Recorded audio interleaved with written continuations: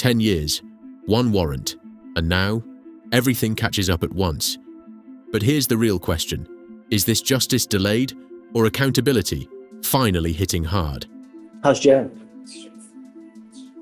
Really? It's good? Fun? No, it's really not, but I'm blessed to be alive. Well, that's a good attitude to have. That really is, because it could be a lot worse. You could always be 6 feet under, right? Right. Your lawyer is asking me to set you a bond, but I'm really concerned. This case is very old, and you've been out literally, she's been on the lam for 10 years, Dave? Well, the warrant was on November 9, 2015 for this one, Judge. But the surrender for the judgment roll was on, well, actually the enrollment date was February 16th, but the surrender notice to file was April 2020. So I don't know what kind of efforts they went, but the actual forfeiture date was in 2015. Do you know, do they really want, are they going to come? I mean, like with the other ones, I can only confirm the initial teletype confirming that the warrant is valid and they do still want her. We've tried to reach out to, I'm sorry, Mr. Kim has tried to reach out to the demanding jurisdiction to see how serious of a case is it. Are they really going to come back? But he's been unable to reach anyone. And I mean, it's only been 30, 45 minutes. So,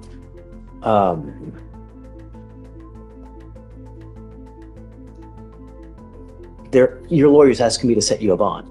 Because of the nature of the case, the type of case it is, and because of the age of the case, you're asking for. Your Honor, the state's asking for $10,000 because it is a possession of controlled substance with intent for oxycodone, and the fact that it's been in forfeiture status since 2015. This isn't one where it's a to-be warrant. It's one where she appeared in front of a judge, stated she would return, and then she didn't do that. You want $1,500, Judge. My client has expressed to me that she is a college student. She has expressed to me that she only works for, because she's in school, Uber and DoorDash. She has expressed to me that she has an attorney that is working because she doesn't want this behind her. She can't have this when she graduates in May, if I'm not mistaken. I have explained to her the ramifications if this court was to give her the bond, that she has to that attorney either has to get her a date set there or she has to go turn herself in within the 14 days. She does not have any other criminal history or connection or contacts with police that were dismissed or otherwise, except for this one case from 2015. The thing is that I have to set your bond sufficiently high so that you understand that we mean business. I'm not going to play this game with you again. If I set you a bond, it's only going to be one time. I won't do it again. You need to understand that there are serious consequences with the actions that you take now. I'm going to set you a bond. I'll set your bond at $5,000. And if and when you make bond, we give you 2 weeks from the date of your release to go turn yourself in to that jurisdiction where you're wanted from. Mr. Kim, where is it? It's in Mississippi, Harrison County. Go. So you have to go turn yourself in. If you fail to do that, I will revoke this bond. I'm going to set it at 0. I will issue a nationwide warrant for your arrest. Obviously, I mean, you can't run forever, right? We're going to get you again.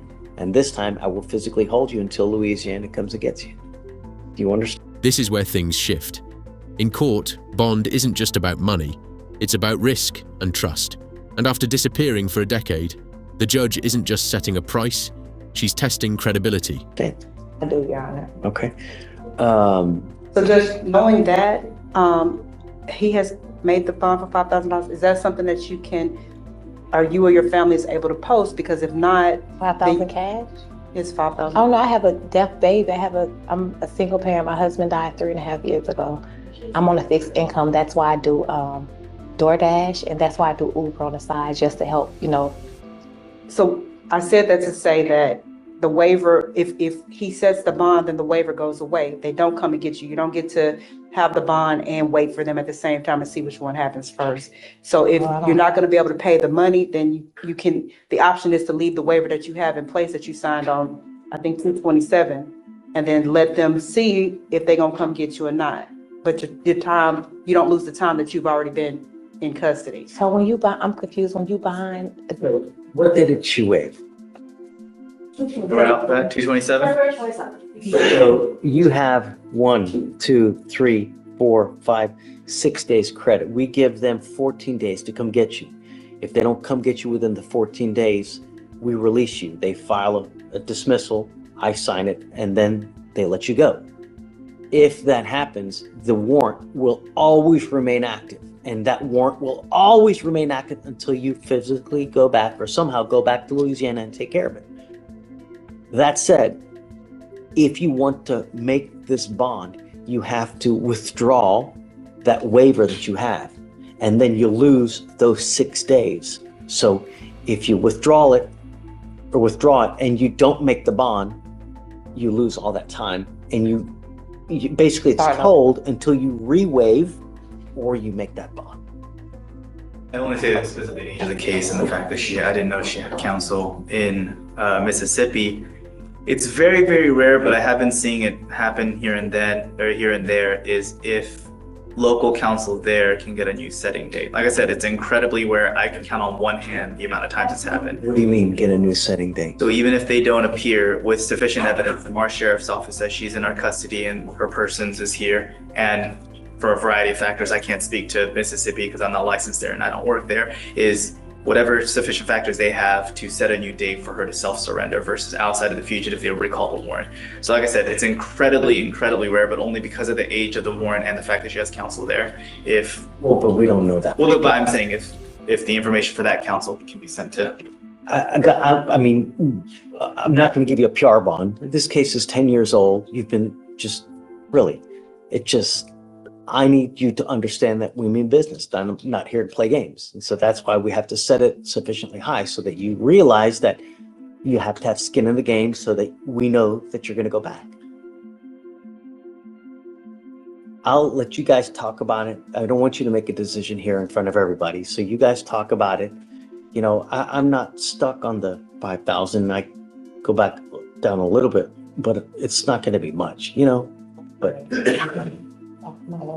I'll stand down. Thank you, Judge. Sure. So, Yeah. so Yes, sir. I'll let you guys go talk. Okay, I sir. don't want you to say something here that you might invariably regret because it's in front of everyone, you know? Okay. Please. Thank you, Judge. Thank you, I'll Judge. go down some, you know, but a reasonable amount. I'm sorry. I'm generally. A single parent, a deaf child, a decade-old mistake. But in the eyes of the court, time doesn't erase responsibility. So now the question is, does she get a second chance? Or has she already used it up?